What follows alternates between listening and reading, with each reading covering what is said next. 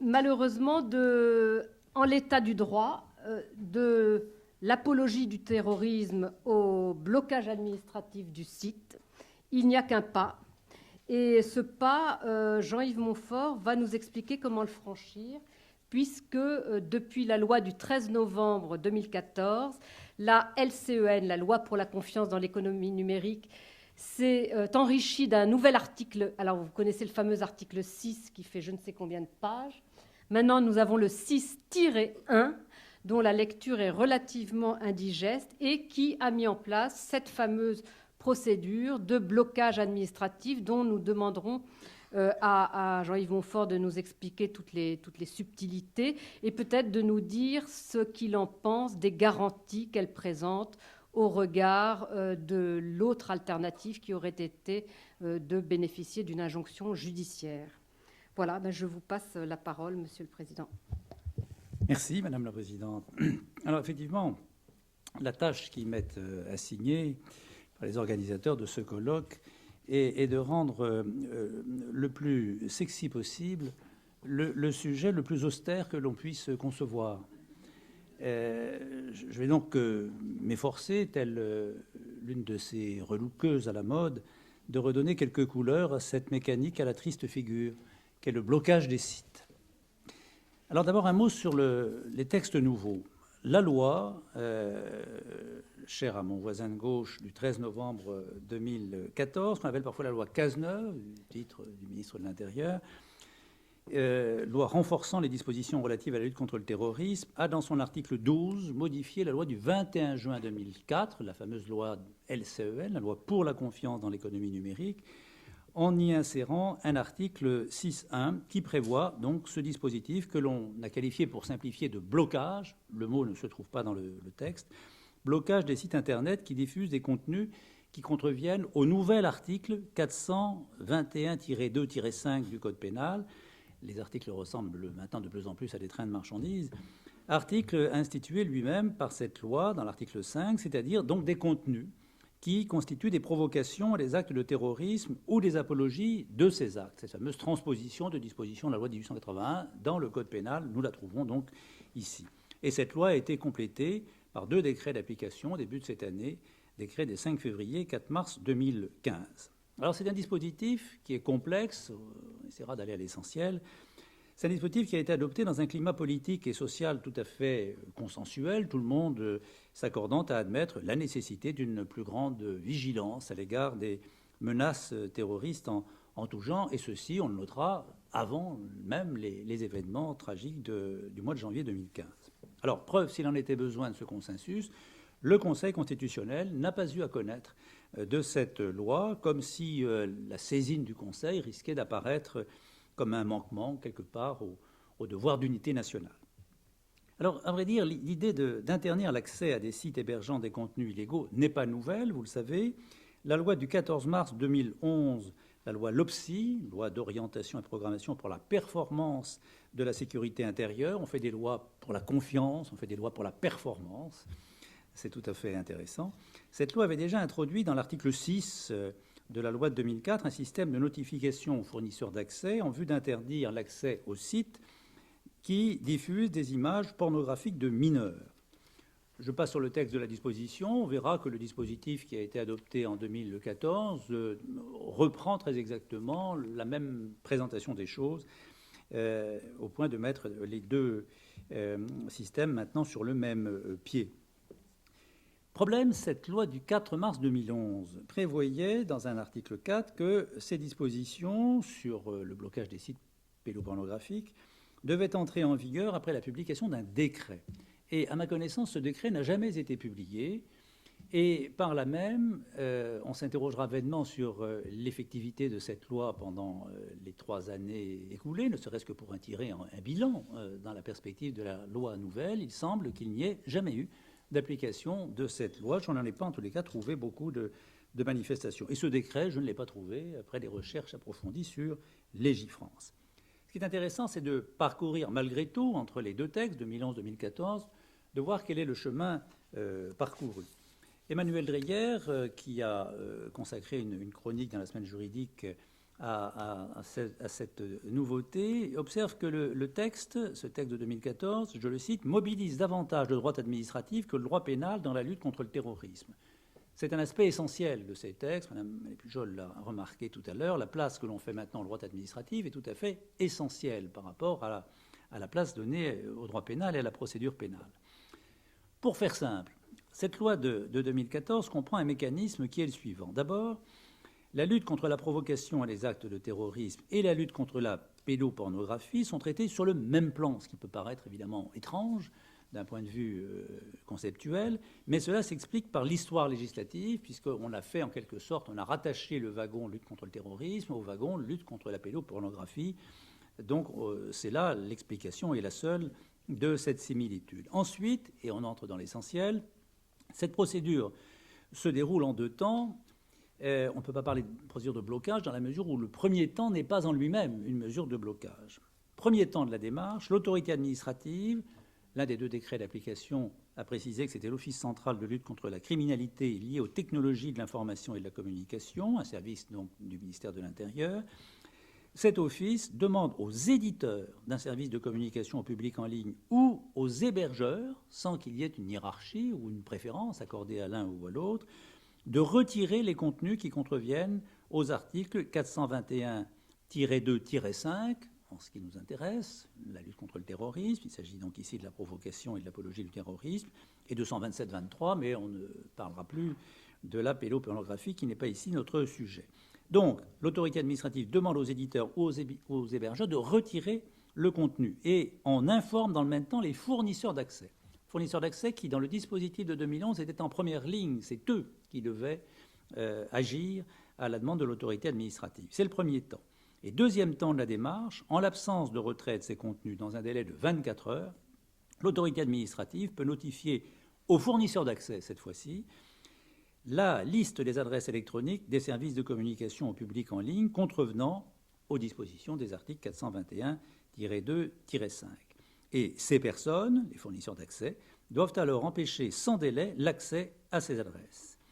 Et il y a un dispositif subsidiaire.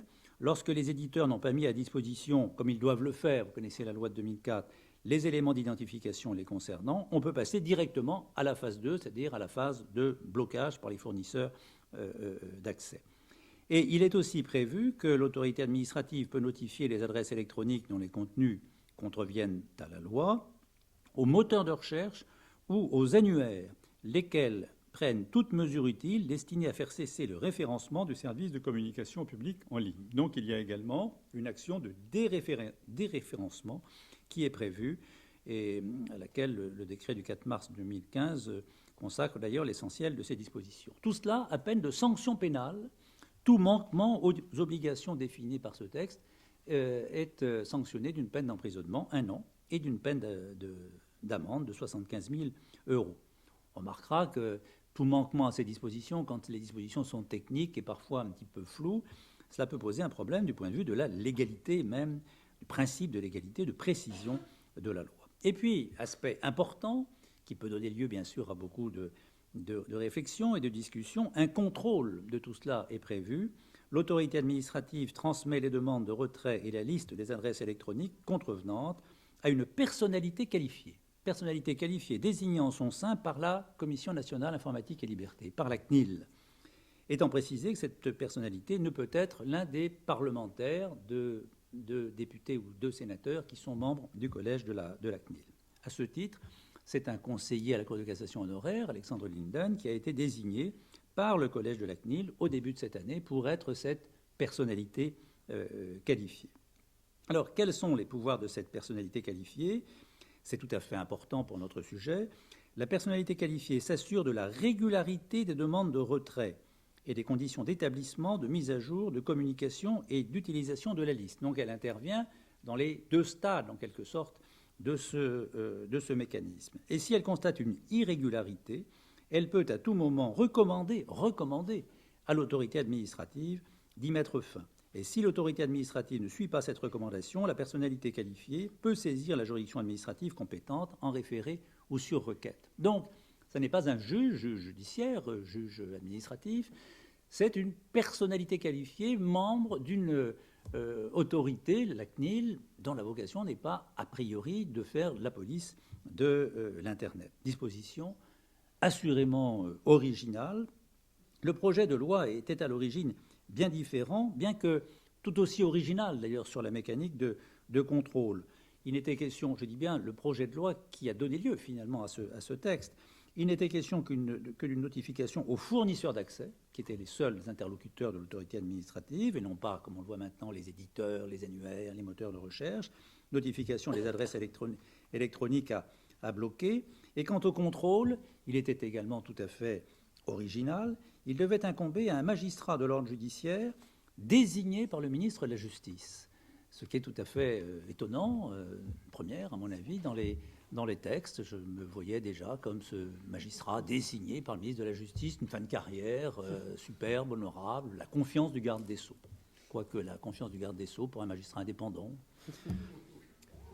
Alors un mélange des genres, assurément, qui n'allait pas manquer de soulever quelques difficultés. Et lors des débats en commission et au Parlement, on a effectivement changé un petit peu la façon de voir, mais pour aboutir à un autre dispositif qui lui aussi pose pas mal de questions.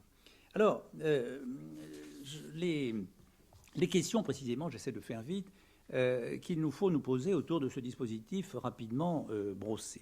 D'abord, personne ne conteste le postulat de base de cette législation nouvelle, à savoir l'importance prise par Internet dans la diffusion de la propagande que l'on qualifie de djihadiste maintenant, et dans le recrutement des réseaux terroristes. Tous ceux, policiers, gendarmes, magistrats qui œuvrent dans ce domaine peuvent en témoigner. La question est de savoir si l'on suit la bonne voie avec ce mécanisme.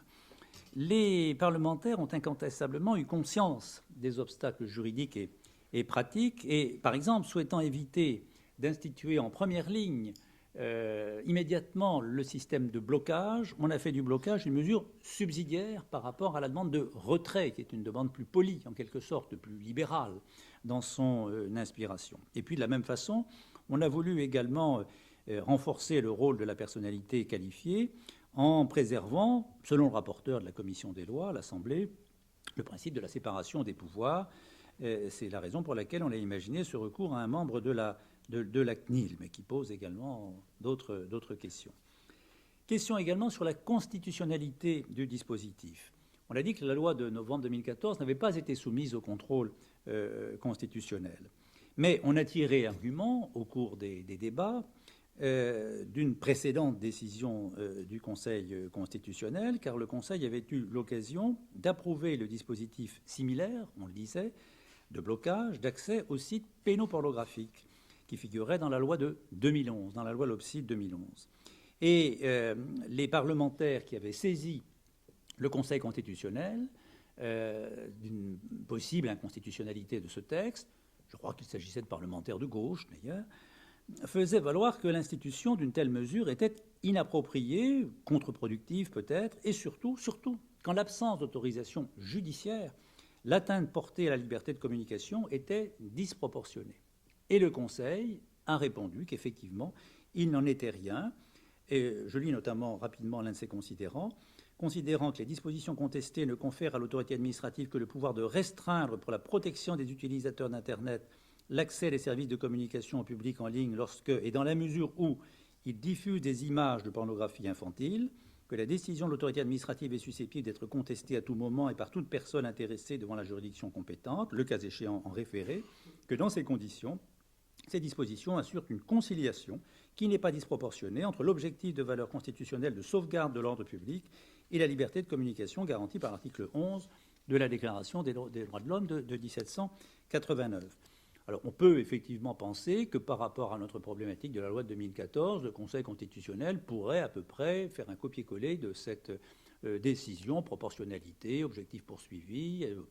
Le risque, entre guillemets, constitutionnel, comme certains l'ont dit parfois, est effectivement très faible. Mais il est évidemment amusant de rapprocher cette décision de 2011, qui validait cette loi LOPSI, de celle du 10 juin 2009, par laquelle le Conseil constitutionnel, le même, avait censuré les pouvoirs accordés à une autorité administrative indépendante, l'ADOPI, pour couper l'accès à Internet. Alors là, on disait qu'effectivement, s'agissant de préserver la propriété intellectuelle, le droit d'auteur, l'outil était un peu trop gros. Mais je pense qu'effectivement, l'idée du Conseil, c'est que s'agissant de la pédopornographie ou maintenant la lutte contre le terrorisme, il n'y a pas effectivement à hésiter sur le choix à faire. Mais alors, il y a autre chose qui peut retenir l'attention des commentateurs.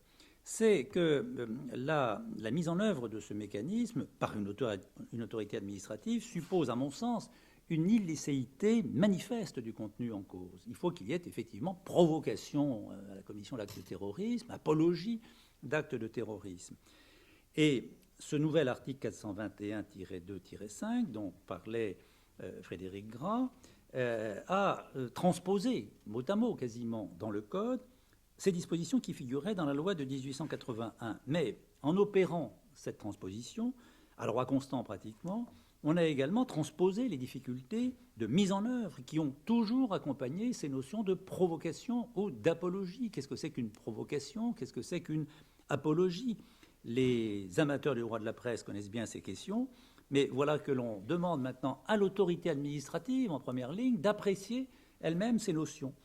En matière d'apologie, la jurisprudence est abondante, fine, difficile parfois à comprendre, parfois approuvée par la Cour de Strasbourg, l'affaire Leroy contre France de 2008, parfois au contraire condamnée, l'affaire Leuil-II et Isorni de 1998, c'était ce placard publié dans le journal Le Monde, offert, payé par les soutiens du maréchal Pétain qui souhaitaient voir sa mémoire réhabilitée et qui donc avait été poursuivi, condamné, et finalement, devant la Cour de Strasbourg, nous sommes en violation de l'article 10. Donc c'est effectivement une difficulté. Comment l'autorité administrative va-t-elle, avec un degré suffisant de certitude, qui me paraît indispensable dans ce genre de procédure, arbitrer entre ce qui relève du nouvel article du Code pénal qui sanctionne ces comportements et qui peut justifier donc la mise en œuvre d'un blocage, de ce qui n'en relève pas. On passe des après-midi parfois à la 17e chambre à s'interroger sur ces questions. Là, le chef de l'office central compétent devra, en un trait de plume, se faire une opinion. On touche, à mon avis, à l'un des points les plus faibles de cette législation, cet effacement de la frontière entre police administrative et police judiciaire. Alors, effectivement, Frédéric Gras évoquait cet avis de la CNCDH de 2014, qui était très, très défavorable à cette innovation. On comprend mal pourquoi ce rôle attribué à la personnalité qualifiée est finalement assez restreint à l'examen de la régularité des demandes de retrait et l'établissement de cette liste. Pourquoi n'a-t-il qu'un pouvoir de recommandation, de saisine de la juridiction administrative, qui pourrait de toute façon être saisie par tous les justiciables concernés? Il y a là quelque chose qui est quelque peu choquant. L'un des décrets a d'ailleurs prévu, assez curieusement, qu'en cas de blocage, l'internaute qui veut accéder au site serait redirigé vers le ministère de l'Intérieur, où il peut voir un panneau qui lui dit, j'en ai fait l'expérience, enfin, plus exactement, j'ai lu dans la presse ce qu'il en était, j'ai essayé de faire l'expérience sur mon ordinateur de la Cour de cassation, j'ai le sentiment qu'il avait fumé à ce moment-là. Vous avez été redirigé vers ce site officiel car votre ordinateur allait se connecter à une page dont le contenu provoque à des actes de terrorisme ou fait publiquement l'apologie des actes de terrorisme. Et il nous est indiqué qu'arrêté in extremis, ici sur le chemin de la délinquance, sur l'iter criminis, l'internaute dispose alors d'un recours devant le juge administratif, logiquement, et ceci, semble-t-il, par application d'une jurisprudence de la Cour de justice de l'Union européenne, une affaire du 27 mars 2014, UPC Télécabel Vienne contre Constantin Finn-Verleich, point 57, où il est dit qu'effectivement, en cas d'atteinte à la liberté de communication, l'internaute doit pouvoir bénéficier d'un recours. Je pense que peu de spécialistes avaient vu la chose, comme quoi ceux qui pensent encore que le ministre de l'Intérieur confond la Cour de Strasbourg avec la Cour de Luxembourg ont tort. Il y a incontestablement une finesse juridique qui est à l'œuvre ici, dans cette disposition. Enfin, on imagine très bien, notamment en matière de pédopornographie, l'internaute qui souhaite accéder à un site, qui fait un recours parce qu'il ne peut plus y accéder. Ça paraît peut-être un peu une hypothèse d'école. Je passe rapidement sur les aspects techniques et pratiques, je vais en terminer, du dispositif de blocage qui ont été fort bien étudiés par le Conseil national du numérique dans un avis du 15 juillet 2014. Un avis très bien motivé d'ailleurs, mais je ne sais pas si c'est parce que ce Conseil siège dans l'ancienne Halle aux Vins, 5 places des Vins de France, que ses avis sont aussi peu écoutés. Et on a peut-être le sentiment qu'il manque de sérieux, ce qui est un tort. C'est un avis qui est ici très motivé et très, très utile sur ce sujet. Dernier point, je termine par une tentative de premier bilan en fonction de quelques informations. Il n'y a pas d'informations officielles à l'heure actuelle sur la mise en œuvre de ce site, ni au niveau du ministère de l'Intérieur, ni au niveau de la CNIL. Au mois de juin dernier, ça n'est pas très vieux, Bernard Cazeneuve avait indiqué dans un communiqué à la suite d'une tentative d'attentat déjoué dans une église de Villejuif que 36 sites Internet faisant l'apologie du terrorisme avaient déjà fait l'objet d'une mesure de blocage. On sait par ailleurs qu'il y a eu polémique autour d'un site qui s'appelle Islamic News. C'est sur ce site que j'ai essayé d'aller pour voir ce que ça donnait.